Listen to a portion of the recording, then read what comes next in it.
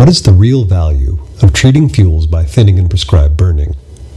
How do we design, implement, and maintain fuel treatments to get the best return on investment? Many of these questions were answered in late June and early July of 2014 when the San Juan fire ignited in the White Mountains of Arizona. The San Juan fire provided a direct test of a series of fuels and habitat improvement treatments that have been implemented across the Apache-Sitgreaves National Forests over the past 10 years. So the San Juan fire started June 26th about noon. We'd been in restrictions for quite a while. Fire danger was very high. I stepped out of the supervisor's office in Springerville and, which is, 15 miles away or so, 20 miles away, had a very large column visible. Knew we had an active fire. Was real wind driven that first afternoon. Sustained crown fire through the mixed conifer, through the ponderosa. We anchored in at the heel, secured the reservation site. It did start on Fort Apache, but quickly moved on to the Apache-Sitgreaves. So we concentrated on securing the anchor and getting the flanks, started up the flanks with the dozers. It was spotting a quarter to a half mile out in front of itself. It had spotted into several White Mountain stewardship treatments, some of which had been burned previously, broadcast end piles, but they were kind of spread out in the spectrum of how, when they exactly had been treated, how many years it had been since they'd been treated. But the spots weren't really taking off.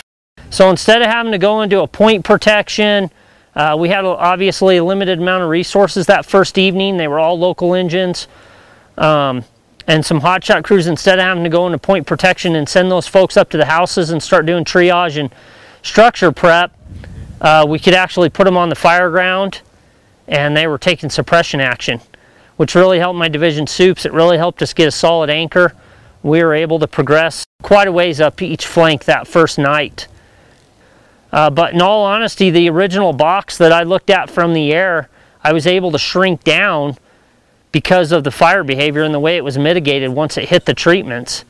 For a fire in June, they don't all get huge, but for the winds this fire had on it, the time of year, the indices, the lack of moisture we had last winter, 6,900, 7,000 acres, whatever it ended up at, it's really relatively a pretty small footprint on the landscape. One way that we map severity is called ravage maps, which are rapid assessment of vegetation post-fire. So looking at a ravage map in this area, everything that is in green are areas that burned with low severity. So we're looking at less than 25% of the overstory having suffered mortality. The areas in yellow are going to be those areas that suffered moderate severity. So between 25 to 50% of the overstory is affected by fire. And then the areas in red are areas of high severity, where we see 75% or more of those areas suffering mortality due to fire. When we look at the map, we can see that the origin, so kind of the south central area and up the mountain towards the center of the fire scar, is all in high severity. So those areas did not have any kind of treatment in it. There was a high wind behind them, and they had slope in their favor, so we saw some more intense fire in those areas. Then right after that, we start entering these areas where we did see treatments, so either burns or thinning treatments or restoration treatments. And in these areas we see much more of that yellow and green color, indicating less high severity fire, so more green. Then the rest, the flanks, so the areas on the west side and the east side of the fire, we see a lot more low severity. And that's where we can see evidence of the opportunities to take suppression action that were a benefit to the resource. So they burned with low severity in those areas.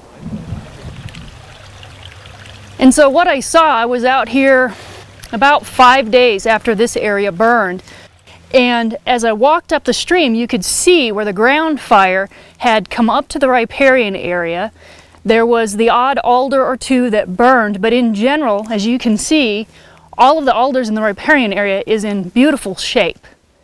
And I attribute that to the mechanical thinning, but also importantly to Rob's prescribed burning that had just happened, the May 2013 before. in protecting this area from the fire as it came through, especially given how drought stressed this entire area was when the San Juan fire occurred. It was the lowest that we had seen Mineral Creek at. On average, it was about 1 inch deep. And the alders, and you could tell that they were drought stressed. And yet, because of the prescribed burning and the thinning, this riparian area is preserved. They were ultimately, by treating, they were able to reduce the intensity of the fire, which is important, like I said, for the canopy cover as well as the ground cover. Keeping those intact helps protect the soil and ultimately slows down water and erosional processes. Where that fire intersected previous treatments, previous thinnings, the effects of the fire on the ground will be one of returning energy to the soils for recruitment into grasses, forbs, and browse, and future tree recruitment where that occurs. So overall, a great deal of that fire will be a net energy gain back into the system. From a wildlife perspective, that's important, and those energies being available in species that wildlife consume. The reduced fire behavior in the treated areas allowed firefighters on the San Juan to employ more patience in implementing their suppression strategy. Firefighters were able to conduct fire suppression activities in a thoughtful and patient manner that favored low-intensity burning, which ultimately led to more favorable outcomes both for forest health and firefighter safety. These treatments allow for firefighters to have a little bit more time, a little bit more flexibility in how they're implementing their suppression actions. So when we take actions such as putting in a backburn, we're able to take that action in a way that's not going to destroy resources. So we can burn a little slower, we can take a little bit more time and provide for some benefit from those suppression actions to the ecosystem. As far as strategy for the fuel type, or for the fuel treatments, they varied, but we definitely looked at those and utilized them to our benefit. They helped a ton to varying degrees depending on what had been done on that, that piece of ground. But yeah, the divisions, the crews, I know felt a lot safer going into that stuff. You're burning in open pine and grass versus trying to do daytime burning or even nighttime burning in mixed conifer. It says a lot when a lot of our burnouts we had to kind of ixnay that plan and go direct because the fire just wouldn't move around through it. If you look at the different treatments and the different intensities going through there, you can see that the thinning, pile burn, and then the broadcast burn on top of that, frankly, was probably the most effective. And it took a kind of a full frontal hit by a head fire. And you can see when we look at severity mapping and some of that, it kind of bears out that way. The White Mountain Stewardship Project was a 10-year contract awarded in 2004 to thin overstocked forests in the White Mountains of Arizona. Over 72,000 acres have been thinned on the Apache-Sitgreaves National Forest. A portion of the thinned areas received follow-up treatments with prescribed fire supported in large part by the Arizona Game and Fish Department, the Arizona Habitat Partnership Committee, and the Rocky Mountain Elk Foundation. We treated a percentage, say in this case it might be 50–60% of the area mechanically, but it tells another story.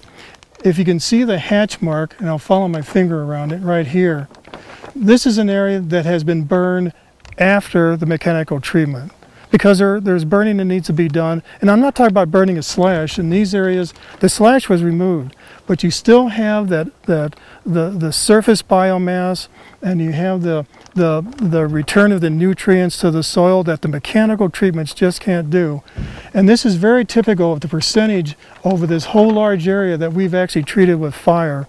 So even though we've done these 72,000 acres of mechanical treatment, we've done only a small portion of that and actually finished the treatment with the fire that's needed. These treatments don't maintain themselves. If we don't do prescribed burning where we've thinned, you can tell with the amount of reprod coming up here that that's going to be a mechanical problem within a couple decades or so.